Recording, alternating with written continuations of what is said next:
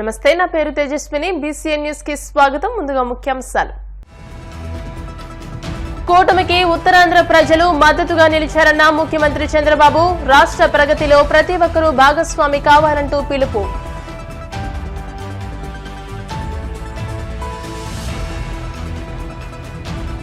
రైతుల పట్ల పాలకుల వివక్ష సరికాదన్న రైతు సంఘం నాయకులు కృష్ణయ్య. ఇతర దేశాలతో పోలిస్తే భారత్ లో సబ్సిడీలు తక్కువ అంటూ ఎద్దేవా.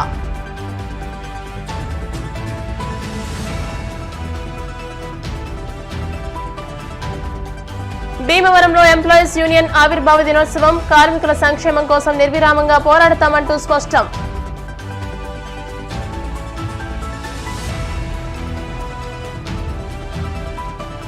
జంగారెడ్డిగూడెంలోని సీతారామస్వామి ఆలయంలో గ్రామ దేవతలకు ఆషాఢం సారే. విశేష సంఖ్యలో హాజరైన భక్తులు. ఉత్తరాంధ్ర ప్రజలు భారీ మెజార్టీతో ఎన్డీఏ కూటమిని గెలిపించారని సీఎం చంద్రబాబు పేర్కొన్నారు. రాజకీయాల్లో విర్రవీగిన వారికి ప్రజలే తగిన శిక్ష వేశారని చురకలంటించారు. రాష్ట్రం అన్ని రంగాల్లోనూ నిలదొక్కుకోవడానికి పూర్తి స్థాయిలో కృషి చేస్తామని అన్నారు. ఆంధ్రప్రదేశ్లో కూటమి అధికారంలోకి వచ్చిన తర్వాత తొలిసారి సీఎం చంద్రబాబు ఉత్తరాంధ్రలో పర్యటించారు. పోలవరం ఎడమ కాలువ పనులను పరిశీలించడంతో పాటు భోగాపురం ఎయిర్పోర్టు పనుల గురించి అధికారులను అడిగి తెలుసుకున్నారు. ఈ సందర్భంగా ఏర్పాటు చేసిన మీడియా సమావేశంలో కొన్ని కీలక వ్యాఖ్యలు చేశారు. రాష్ట్రంలో ప్రభుత్వమే కాకుండా ప్రజలు కూడా అభివృద్ధికి సహకరించాలని కోరారు. విశాఖ స్టీల్ ప్లాంట్ ప్రైవేటీకరణ జరగకుండా కాపాడుతామని అన్నారు.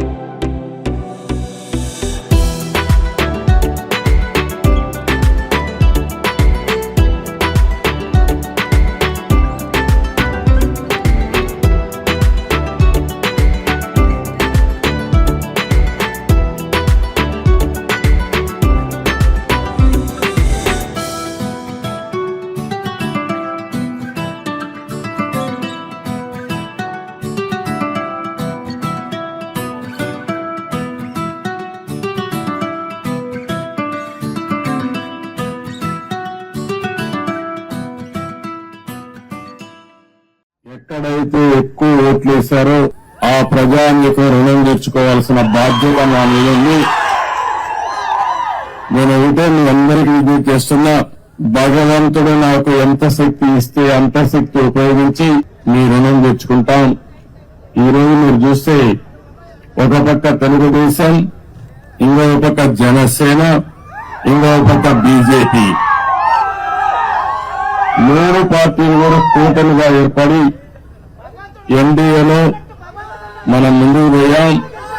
మీరు చూస్తే ఏదైతే అరాచకాలు చేసిన వ్యక్తిని, తప్పులు చేసిన వ్యక్తిని ప్రజాకోర్టులో ఏ విధంగా శిక్షించారో మొన్న ఎన్నికల ఒక ఉదాహరణ మాత్రం. ఎవరైనా సరే రాజకీయాల్లో విడిగితే వాళ్ళని కరెక్ట్ చేసే శక్తి మా ప్రజానీకానికి ఉంది. అదే మొన్న జరిగింది.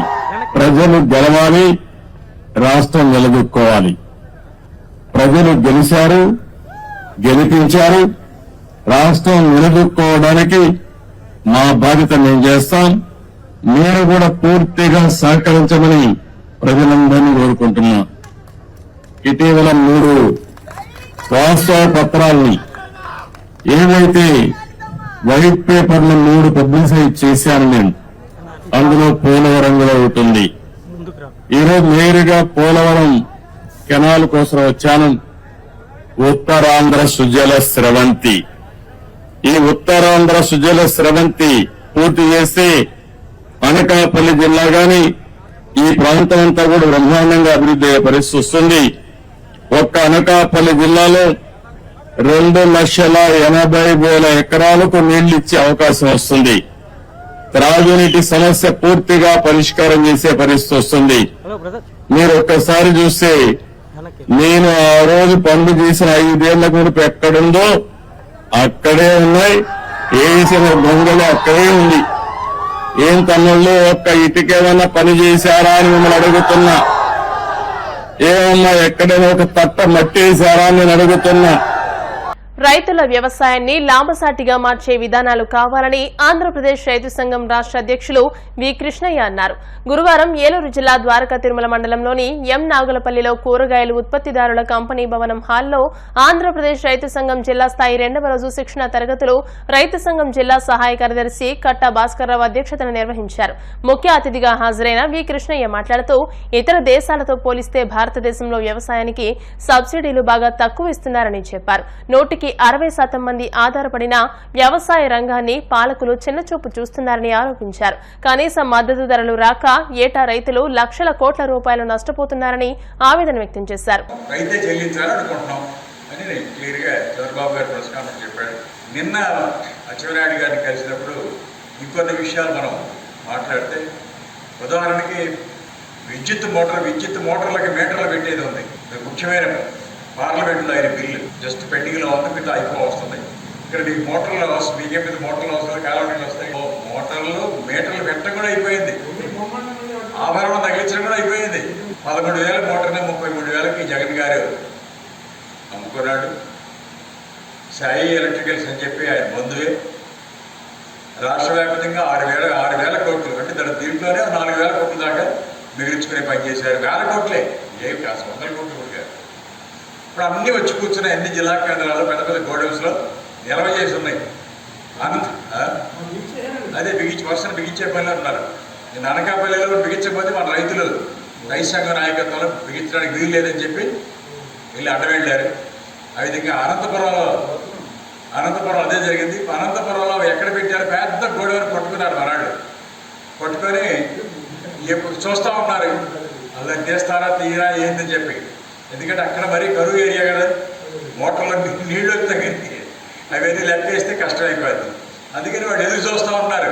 వస్తే అట్లా అక్కడే బిగిద్దామని పట్టుకుంటారు.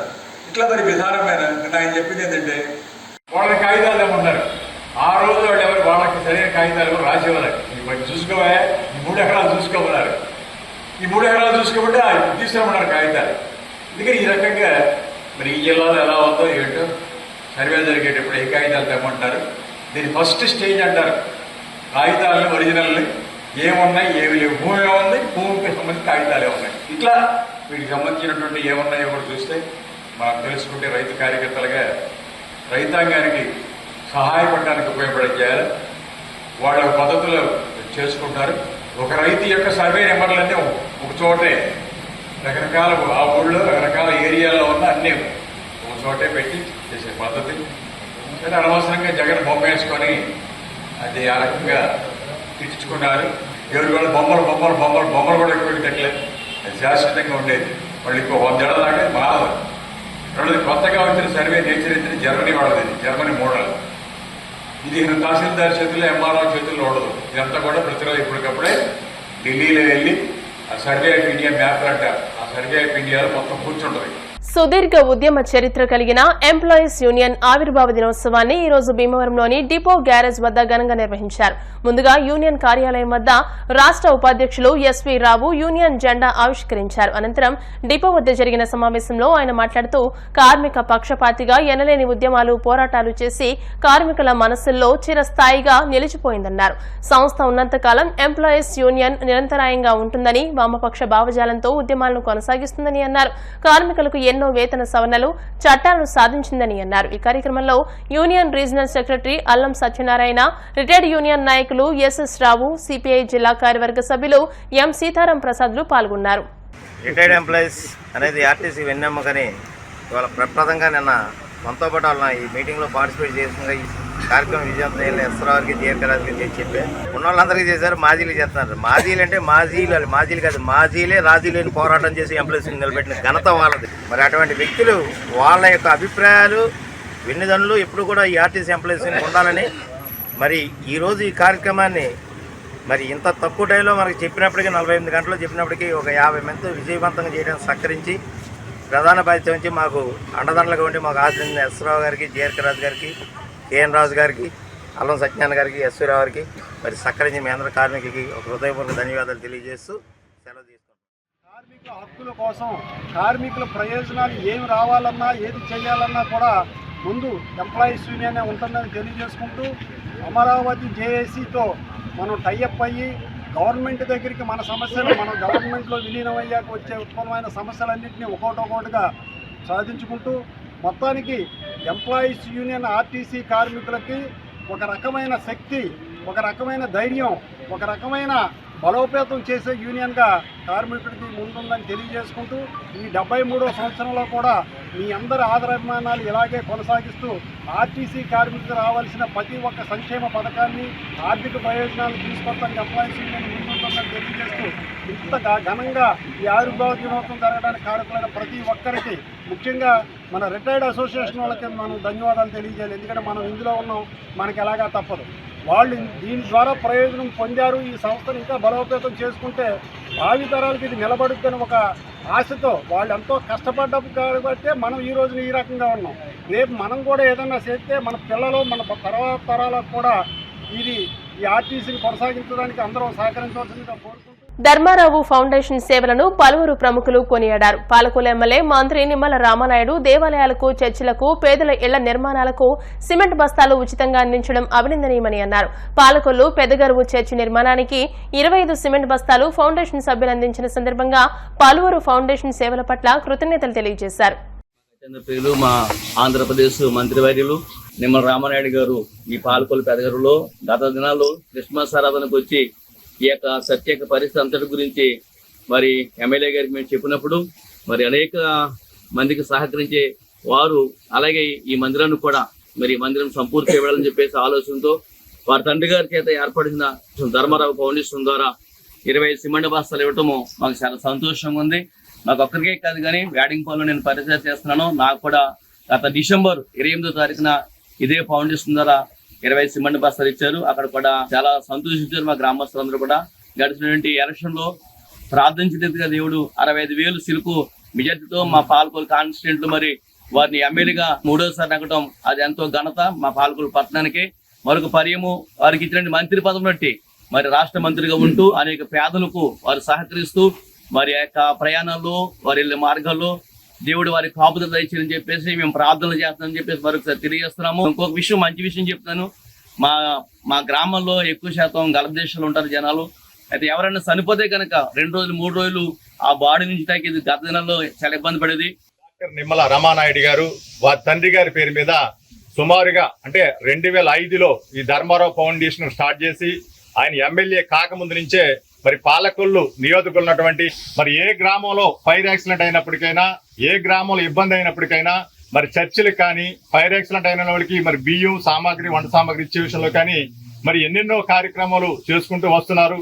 మరి అదే రకంగా చూసుకున్నట్లయితే ధర్మారావు ఫౌండేషన్ తరఫున పాలకొల్లు పట్టణంలో ఎవరైనా చనిపోతే కనుక ఆ బాడీని మరి శ్మశాన వాటికి తీసుకెళ్తే కనుక సుమారుగా 3 కిలోమీటర్లు నడిచి వెళ్లాలంటే ఇబ్బంది అవుతుందని మరి ఆ రోజుల్లో ఒక కైలాస రథం ఏర్పరచడం కానీ, మరి అదే రకంగా చూసుకున్నట్లయితే వారి గ్రామంలో మరి వృద్ధులకి సుమారుగా 100 మందికి 2005 నుంచి కూడా ఒక ఆయనకున్నటువంటి పొలంలో 10 ఎకరాలు పొలాన్ని పండినటువంటి పంట పక్కన పెట్టి ప్రతి నెల కూడా వారికి బియ్యం ఇచ్చే కార్యక్రమం కానీ మరి ఎన్నెన్నో కార్యక్రమాలు చేస్తున్నారు. రకరకంగా చూసుకున్నట్లయితే ఇవాళ మరి పాలకొల్లు నియోజకవర్గంలో 98 గ్రామాలకు ఉంటే సుమారుగా నాకు తెలిసి ఈ సిమెంట్ బత్తాలు ఇవ్వడం కాకుండా మరి 2014 నుంచి 2019 వరకు సుమారుగా 60 నుంచి 70 చర్చిలు కట్టించినటువంటి ఘనత కూడా మరి డాక్టర్ నిమ్మల రామానాయుడు గారిని మన ఈ విషయంలో మనం తెలియపరుచుకోవాల్సిన అవసరం ఉంది.